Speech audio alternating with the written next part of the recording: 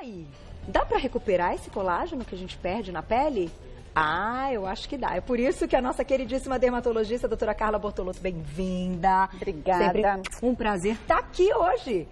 Porque, fiquem aí atentos, mas nós conseguimos então, doutora, retornar, vamos dizer assim, reverter ou pelo menos amenizar esse processo? A gente consegue. A gente tem várias maneiras, a gente vai falar hoje aqui sobre várias opções que a gente tem como prevenir. Saber o que é o colágeno, que existem muitos mitos, as pessoas falam, vou tomar colágeno puro, funciona ou não funciona. Então, acho legal a gente conseguir definir o que a gente pode fazer para prevenir a perda, para manter o nosso colágeno e produzir mais. Daí, vamos começar então com uma imagem para você dar uma explicação, até para a gente entender onde está o colágeno, como é a nossa pele. Olha lá. Primeira imagem na tela. Pois é, essa imagem ela é uma imagem anatômica da nossa camada da pele. Então, quantas camadas a gente tem na nossa superfície? A gente tem a epiderme, que é a primeira camada, a derme e a última camada, que é a hipoderme. Aonde está o colágeno? Ótima pergunta. O colágeno, ele se encontra principalmente na derme. Ele fica na camada do meio, na segunda camada, e ele está junto com as fibras elásticas. Então, o colágeno é uma proteína que ela fica entrelaçada com as fibras elásticas. Certo. Esse colágeno, que fica nessa camadinha mais rosada aqui, e que ele tem a coloração rosada, ele serve como principal função para criar estrutura e como um arcabouço para a camada mais superficial, que é a epiderme. Certo. É onde as células se depositam nessa cama. É como se o colágeno fosse uma cama que tem uma estrutura, uma cama novinha. Vamos pensar assim, a criança que tem o colágeno perfeito. Tá. Então, ela tem como se fosse uma cama nova. Então, imagina assim, um sofá. Eu tenho um sofá e aquele sofá está com a espuma totalmente íntegra e fofinha. Tá. Então, aquele é a função do colágeno. Então, ele serve como um arcabouço e uma estrutura para manter a pele linda. Linda. E quando a gente encontra, então, uma pele com flacidez, até região abdominal, que pode ficar mais fácil da gente pensar e fazer uma relação, é que naquela região este colágeno está comprometido. Além de outras coisas. Pois é, então quando eu penso que eu tenho uma pele envelhecida, uma pele flácida, uma pele sem o viço dela, eu perdi o colágeno. Tá. Ou eu vou perdendo também com a natureza, com o envelhecimento normal, com o passar dos anos, a gente vai perdendo o nosso colágeno. Então eu vou tendo essa pele flácida, é a queixa, principalmente das pessoas que chegam e falam, doutora, eu queria um viço melhor na minha pele, ela está um pouco caída, eu estou sentindo que ela está mais murcha, eu estou sentindo que ela está meio coloração incomoda, meio vermelha, e isso é verdade, o vermelho da pele, às vezes a gente se reclama, muitos vasinhos, um rosado, isso faz parte dessa perda do colágeno. Porque o colágeno que fica nessa camada, perto dele e entre ele ficam os vasos sanguíneos. Quando a gente retifica esse colágeno e perde essa capacidade estrutural, eu tenho uma visualização maior desses vasos. Puxa. Então, quando eu vejo uma pele envelhecida, eu vejo uma pele também com muitos vasos expostos. Entendi. E os pacientes, nesses casos, reclamam, minha pele fica muito rosada, eu tô com muito vasinho. Isso também é um sinal dessa perda do colágeno. Muito bom, tinha a menor ideia. Agora, a gente tem um vídeo que ilustra também, até numa animação, para a gente entender mais a respeito do colágeno, porque a gente vai saber também o que detona o colágeno. Sim. Olha lá. Pois é, nesse vídeo a gente lá, consegue rosinha. ver os rosinhas, que eles estão nessas traves, que são as fibras elásticas, na camada, na segunda camada, que é a derme, que fica abaixo da epiderme. Tá. Então, eu tenho essas fibras de colágeno, são ilustradas por esses componentes rosinhas, que eles têm essas perninhas, né? Que é o aspecto de um colágeno que é produzido pelas células do fibroblasto. Então, ele vai ter como essa função, ele está perto da fibra elástica. Então, quando a gente também tem a flacidez, é esse rompimento da fibra elástica. Então, os dois caminham juntos para criar esse arcabouço para a nossa pele. Só até para juntar as coisas, doutora, abaixo dessa terceira camada a gente já encontra uma parte muscular? Abaixo dessa camada, onde tem o colágeno e fibra elástica, é onde a gente tem a gordura, que também é um ponto muito importante para a gente ter esse arcabouço no rosto. Tá. Quem malha muito, quem corre muito, quem faz muita atividade física e não tem uma reposição adequada, perde um pouco esse coxinha de pouso, principalmente do rosto. Entendi. Então, com o passar do tempo, você perdendo coxinha de pouso do rosto, que tem algumas áreas que vão dar aquela estruturação, e o colágeno e a fibra elástica também caindo, você pode ter um rosto mais emagrecido e um rosto mais flácido. Então, são essas duas situações em que fazem com que eu tenha o recheio da minha pele. Então, colágeno com a fibra elástica e abaixo a gordura. Isso. Aqui na frente, ó, a gente vai mostrar para vocês daqui a pouquinho. Você colocou aqui algo importante, porque embora a gente entenda que há um envelhecimento e uma passagem do tempo natural e fisiológica, existem outros fatores que dão uma aceleradinha se a gente não tomar cuidado. O que detona, então, o nosso colágeno, que é algo que faz parte do nosso dia a dia? Você colocou algumas plaquinhas aqui representando tudo isso, né? Pois é, a gente tem alguns fatores que fazem com que eu tenha essa proteção do colágeno, ou a destruição dele mais precoce. Então, assim, o colágeno que está na minha pele, eu tenho o fator genético, que é um fator que ajuda tanto na proteção desse colágeno, quanto na destruição. Certo. Então, se geneticamente eu tenho algumas já... Minha avó, minha mãe tem a pele maravilhosa, que a paciente normalmente fala. Então, isso significa um fator positivo, é um fator protetor. Então, geneticamente, ela tem uma proteção do colágeno dela. Legal. Agora, também existe o contrário. Uma pele que ela é mais danificada, uma pele que não tem um colágeno tão bom assim. E com o passar do tempo, você vai vendo essa exposição dessa perda do colágeno. Certo. Só que o que a gente poderia evitar? A genética a gente não pode mexer, mas o que a gente poderia evitar? Os fatores extrínsecos, que seria a radiação ultravioleta, o tabagismo, a exposição muito exagerada aos agentes externos, que hoje em dia a gente está vivendo muito, o infravermelho, a poluição que a gente todos os dias recebe, ainda mais em São Paulo. Todos esses são fatores em que eu vou ter a quebra do colágeno. Por vários motivos, ele pode agir nas enzimas que fazem a quebra desse colágeno. A radiação ultravioleta, ela é o principal desses fatores todos que fazem com que eu tenha a destruição desse colágeno. Eu tenho dois tipos de colágeno, o colágeno tipo 1 e o colágeno tipo 2, que são os dois tipos que a gente produz e que a gente conseguiria produzir normalmente. Então, por exemplo, com as dicas que a gente vai falar daqui a pouco, mas a exposição solar, o tabagismo, a menopausa, que é muito importante. As pessoas percebem, quando você tem uma diminuição hormonal, você também diminui a produção desse colágeno. Então, assim, todos esses fatores, se a gente conseguisse evitar, a gente com certeza teria um colágeno mais nobre e um colágeno mais mantido. Então, quando a gente tem uma pele não exposta ao sol, com certeza no final, lá pra frente, a pessoa vai perceber a pele mais íntegra. O protetor solar, ele consegue prevenir?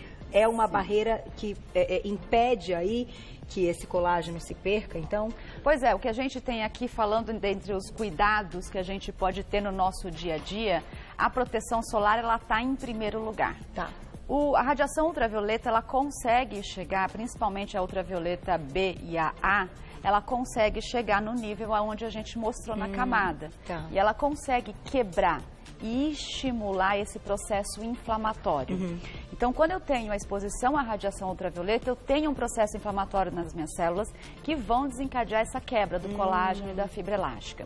Então, quando eu tenho o uso do protetor solar, que vai me proteger contra a UVA e contra a UVB, eu tenho essa, principalmente quando essa barreira é física, ou seja, um tipo de maquiagem, aquele protetor com base, ou o chapéu, ou as roupas que tem aquele tecido de proteção, eu vou ter uma proteção para o meu colágeno, principalmente. Olha só. E aqui a gente está... Aqui, por exemplo, tem as luzes, mas quem trabalha em escritório e tal, a exposição também a essas luzes também. Sim, essa luz que a gente vive no nosso dia a dia é muito mais a ultravioleta do tipo A.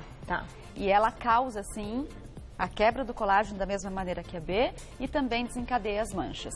Mas é porque as pessoas acham que o colágeno, que a radiação ultravioleta, ela tem uma função principalmente nas manchas. E não, ela vai ter a função também na quebra do colágeno. Mas assim, acabou o colágeno, eu quebrei, o que vai aparecer clinicamente na minha pele? Além da flacidez, além das manchas, eu vou ter a quebra da pele, que é a formação das rugas. Então, esse colágeno e essa fibra elástica vão clinicamente me mostrar o excesso de rugas. Entendi. Vamos colocar já a perguntinha do público e a gente segue aqui para as dicas do que você pode fazer para melhorar a sua produção de colágeno. Na tela, olha lá. Um beijo... Ixi, é um I ou um... Vani, né? Vani, beijo para você. A vitamina C... ela é essencial para evitar, então, essa perda de colágeno? De fato, ela entraria... Aí a gente já começa, então, para a nossa pauta da produção. Podemos incluir vitamina C? Pois é, eu acho agora a gente poderia mesmo fazer essa como produzir o colágeno. A pergunta é ótima, Devani, mas eu acho que vale a pena a gente fazer, antes disso... De responder. Como a gente adquire esse colágeno. Muitas pessoas perguntam, eu posso tomar o colágeno puro? Existe o colágeno puro? Eu acho que não muito efeito isso não. O que o colágeno é, como eu falei no início? Ele é uma proteína. Então, se ele é uma proteína, normalmente a proteína ela é muito grande. Quando eu tomo colágeno puro, o meu sistema digestivo vai destruir essa proteína e não consegue absorver porque ela é muito grandona. Entendi. Então, se eu tivesse como fazer um colágeno picadinho, que existe o colágeno hidrolisado que tem um pouquinho mais de absorção, eu conseguiria absorver ele total. Imagina, eu tomo o meu colágeno, produzo o meu colágeno, tô linda. Mas não é tão simples assim. Então, a gente tem diversas maneiras de produzir o nosso colágeno. Tá. Como a nossa querida fez a pergunta em relação à vitamina C, sim, ela é um excelente produtor de colágeno, indiretamente. Por quê? É o que a gente chama da neocolagênese. A vitamina C é um antioxidante muito potente que, aplicado de maneira tópica, tem uma absorção muito boa, acima de 5 a 10%. Cada pessoa tem a sua restrição em relação, porque algumas peles são sensíveis à vitamina C. E ela vai ter o uso contínuo disso, a produção de uma neocolagênese, desse colágeno tipo 1 e do tipo 2. Olha que legal. Além do que, a vitamina C também tem potente efeito antioxidante tópico. Então, diminui o envelhecimento. E diminui a inflamação que eu falei que o sol causa na pele. Olha, legal. Então, o uso da vitamina C, ela é essencial e de preferência pela manhã. Tá. Além disso, a vitamina C, todos os cremes tópicos que a gente está falando aqui, a vitamina C, a vitamina E, o ácido retinóico, os outros alfas hidroxiácidos, todos eles a gente consegue fazer esse tratamento domiciliar, mas o paciente tem que fazer o uso dele contínuo e o resultado pode vir em torno de 4 a 6 meses, Carol. Tá. Não é tão simples. Nem tão rápido. Isso, nem tão rápido. Então, dessa maneira, de todos os produtos tópicos que a gente consegue utilizar em casa, o que existe é maior evidência clínica e a maior resposta na neocolagênese, porque ele age diretamente na produção, é o nosso ácido retinóico. Então, o ácido retinóico, ele é uma tretinoína tópica.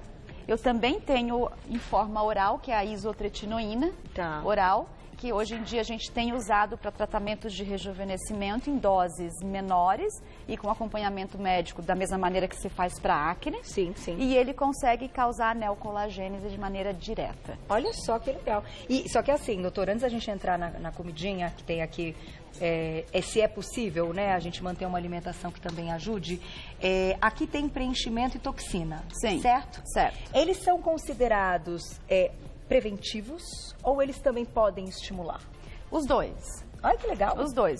Aí Quando sim, né? eu aplico, por exemplo, um preenchimento à base de ácido hialurônico, esse preenchimento, ele vai ter a capacidade de estimular esse novo colágeno. Tá. Então, eu consigo, através desse procedimento, causar produção de colágeno tipo 1 e tipo 2. E com isso, fazer com que a minha pele produza o colágeno dela. Naturalmente. Naturalmente. E vai causar também a prevenção. Tá. Porque eu vou estar com uma pele mais hidratada, que é essencial também. Eu vou conseguir ter uma volumização da minha pele. Perfeito. Vamos falar agora da comidinha? É possível, então, com a parte nutricional, melhorar a condição do colágeno? Então, uma pessoa que está bem nutrida, enfim, pensando aí nos nutrientes ou em alguns... Aqui a gente tem proteínas e aqui eu estou vendo que a gente tem um grupo de legumes. Isso. E aí? Pois é. Um processo importante na perda do nosso colágeno é a chamada glicação, que são os agentes glicantes. Ou seja, o que é isso? É o açúcar, é a fritura, é a parte onde os alimentos são colocados em temperatura muito alta e você tem a perda daquela água e o aquecimento, formando a casquinha marronzinha do pão, por exemplo, formando a crosta na carne, que ela é grelhada. Então, tudo isso, junto com o açúcar e o carboidrato, eles vão fazer uma coisa muito interessante com a nossa pele. Eu tenho o colágeno livre, que é o absorvido e o que é o usável. Esses nutrientes que a gente considera nutrientes ruins para a saúde, eles ligam o colágeno, fazendo um processo de cross-linking, que a gente chama, em uma ligação irreversível. Então, esse colágeno, eu não vou ter mais a função dele, eu perco. Puxa. Então, os alimentos que a gente contraindica são alimentos que vão exagerar nesse processo de glicação. Tá.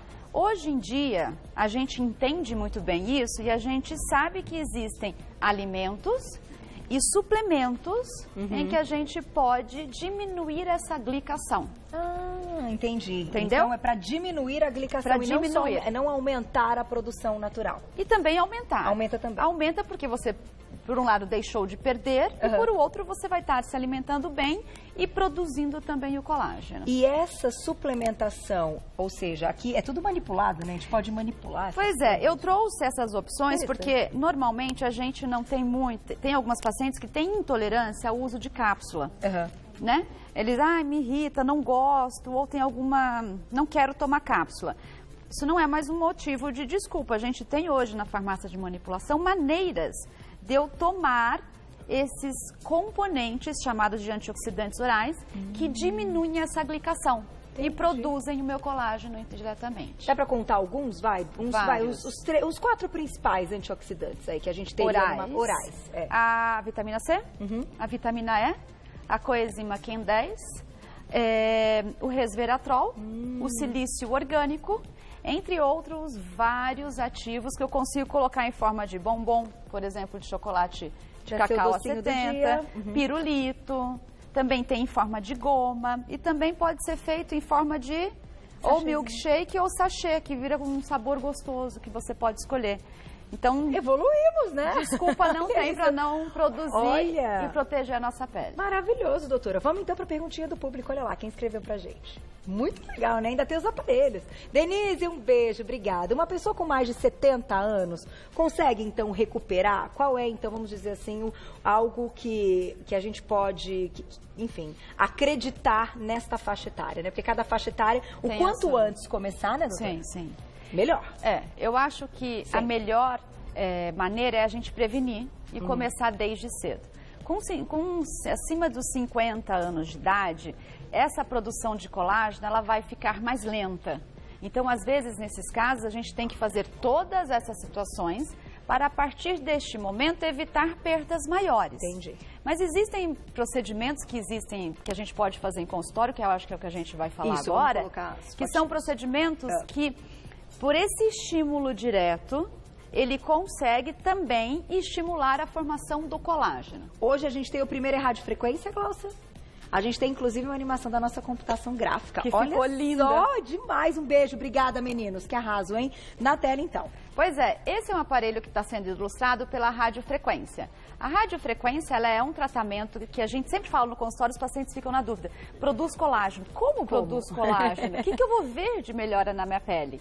Então, a radiofrequência, ela é um raio, né, uma onda, aonde eu vou ter a ação dela no nível daquela camada, que é na derme, e esse processo inflamatório que ela causa pelo aquecimento produz colágeno.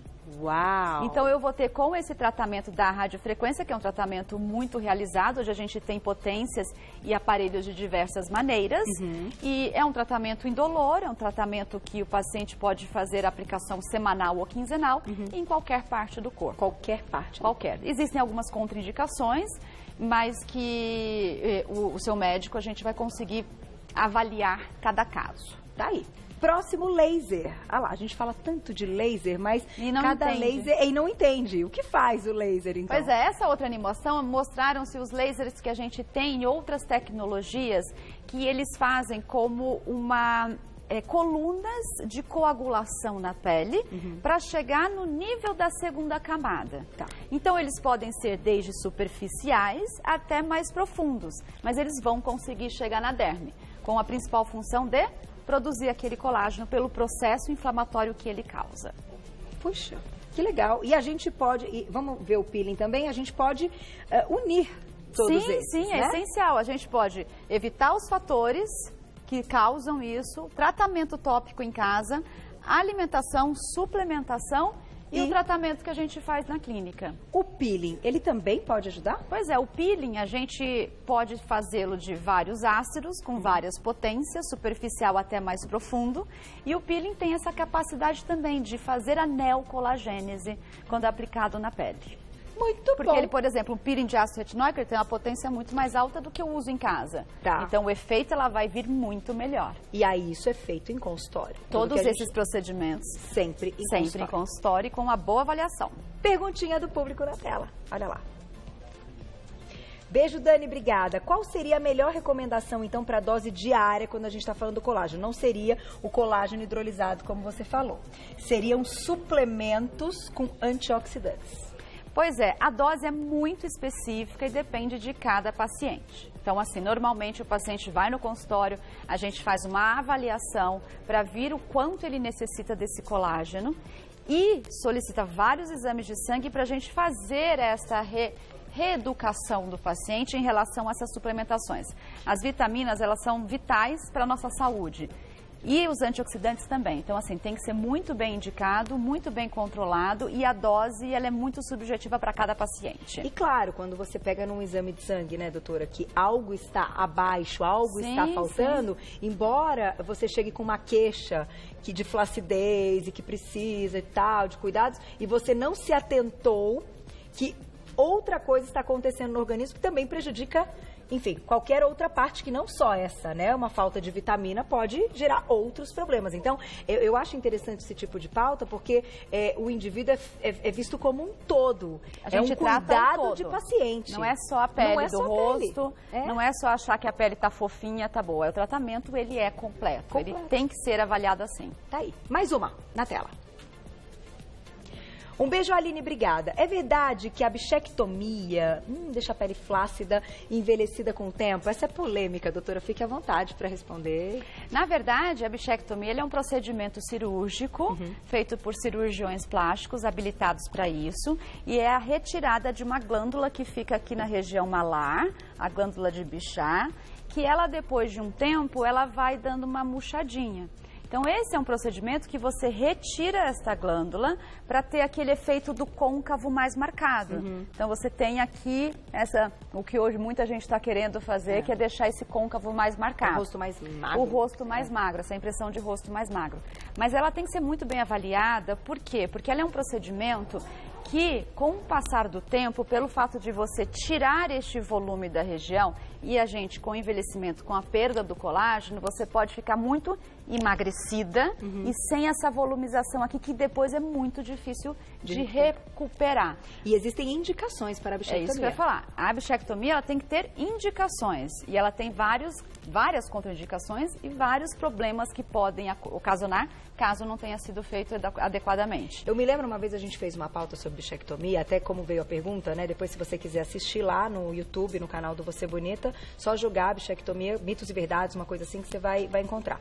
O que eu achei muito interessante é que quando a pessoa procura por uma questão estética e não avalia nem entende que tem aí indicação, aí você fala assim, mas qual seria a indicação? Tem um monte de gente que acaba mordendo muito, né? Que você perde a proteção, né? E morde, fica com a boca toda machucada. Tem pacientes que depois daquela cirurgia ortognática também muda o formato do rosto e precisam de bichectomia. Então, gente, esse assunto é interessante e Falando assim agora, até pra gente fechar nossa pauta, bom senso, não é melhor comer saudável, fazer atividade física e emagrecer com saúde? O rosto vai emagrecer também, é um emagrecer no geral. O que a gente quer é um colágeno, uma pele viçosa. Com alguns procedimentos, você pode ter aquele aspecto mais com essa perda do que a gente está querendo. Que a gordura também acaba sendo importante. É isso. Como você falou. Doutora, eu só posso agradecer. Sempre uma aula. Então, meninas, meninos, tá aqui, ó. Isso tudo faz parte hoje do nosso dia a dia. É possível e a gente tem esse cuidado e bom senso. Bom senso é tudo, né? É isso aí, Carol. Mas depois que a gente descobre o valor do bom senso, a vida muda. Com a gente mais uma vez, dermatologista, doutora Carla Bortolotto. E claro que voltará sempre pra você bonita. Obrigada mais querida. uma vez.